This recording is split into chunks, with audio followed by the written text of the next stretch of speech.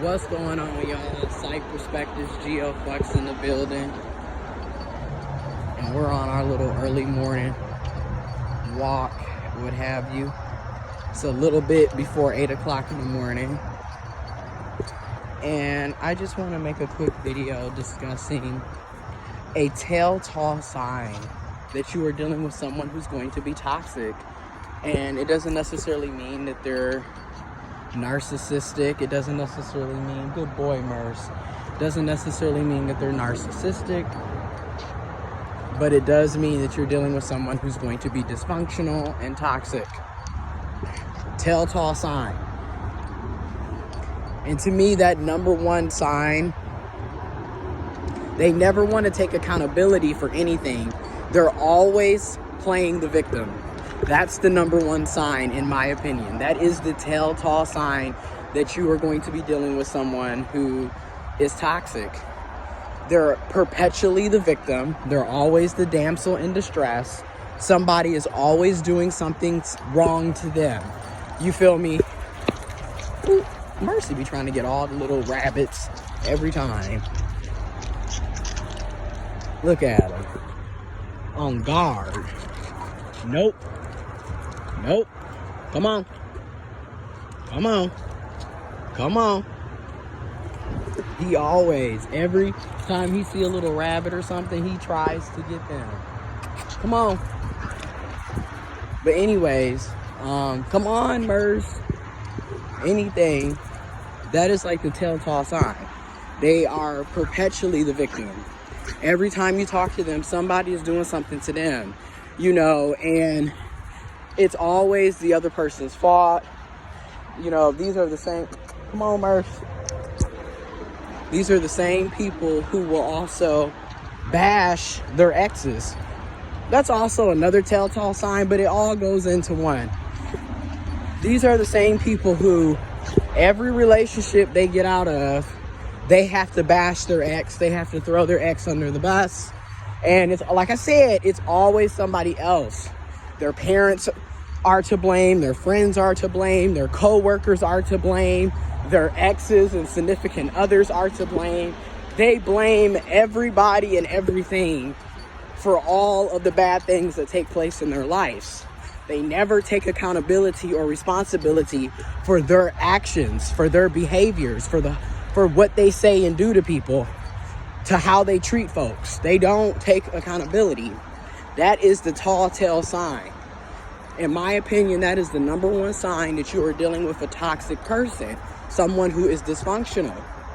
If they can't take ownership and accountability for the things that they are saying and doing, that is a clear sign that you need to exit stage left, because you're finna be dealing with somebody that is more than likely toxic and, in many cases, narcissistic. And these are people that you do not want to be dealing with. Okay? A second sign is that they are pathological liars.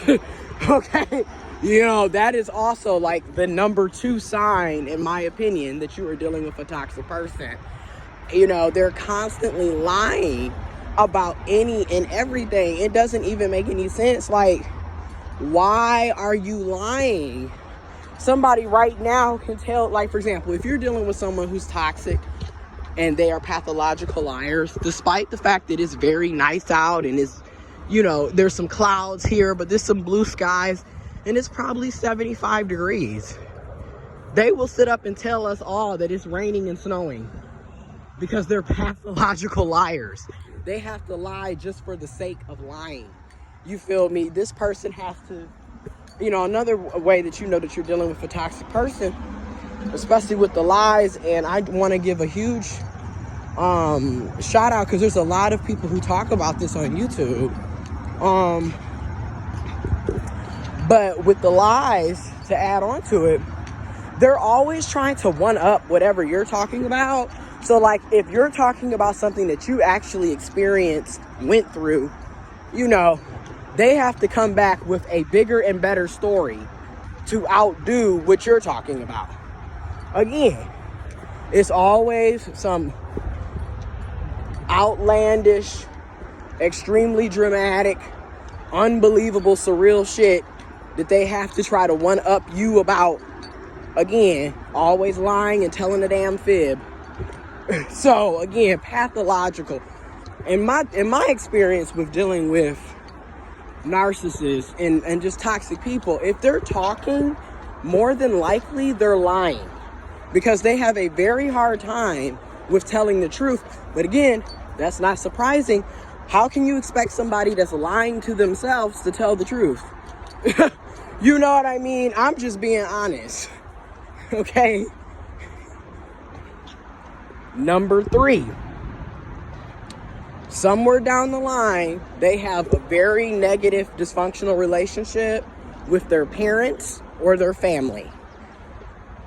And of course, a lot of us fall in that situation. But you'll notice, come on, Merce. You'll notice that people who tend to be dysfunctional and toxic tend to have very dysfunctional relationships. Dysfunctional relationships with their parents and families. You know, they don't really have, and then that makes a lot of sense. I mean, your first experience with relationships tend to be with your parents and family. So if you're already starting off the relationship train in a dysfunctional toxic situation, it's really not surprising that the other relationships that you have are also toxic and dysfunctional, because our parents and families are our first role models. So if that's your first introduction to relationships with other humans, it's not surprising that you have a problem with forming healthy, functional relationships. You feel me? But I just wanted to keep this short, not trying to go over 10 minutes. Oh, you can hear the train coming. Not trying to go over 10 minutes with this one. But those are just 3 signs that I personally have seen, witnessed, and experienced. And then also, I'm going to leave some links in the description box so you can look it up yourself. But these are like some signs that, hey, you're dealing with a pathological, toxic, dysfunctional person. And you never know, this person may be a narcissist, may be high on the narcissistic scale, because this is typically how it is. You know, you meet them, they're never taking accountability. They're literally the perpetual victim. Number 2, they're always lying about stuff. It don't make no sense. They will lie to you about their height, their weight, their age, their sexuality, their race, ethnicity. They'll lie to you about their hair color. You know, any little thing they're gonna lie about. Number 3, they don't have their relationships with their families, and their parents are dysfunctional and toxic too. You feel me? It's like they don't have functional, healthy relationships with anyone. So it's not surprising that when they have friends, family, colleagues, people they just met off the street, they always ruined it. They self-sabotage all of their relationships, if you notice.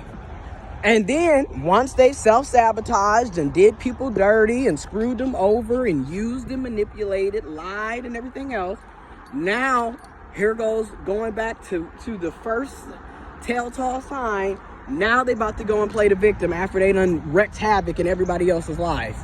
Now that nobody wants to deal with their toxic ass, now, oh, you know, I just don't understand. I do everything I can for everybody. I'm always looking out for others. I give people money and time. I will give you the shirt off my back. You know, they can play all of these damsel in distress roles after they done screwed everybody over. Okay? That's why those are to me, in my humble, personal opinion and experience. And I'm going to leave some links in the description box so you can do your own research on it as well. But those, in my opinion and personal experience, those are some of the top 3 signs that you are dealing with a toxic, dysfunctional person. And when you see these signs, you need to go on and exit stage left. Anyways, y'all stay safe, wear your mask, stay 6 feet apart. Sending y'all love, blessings, positive energy, positive affirmations. I'm out.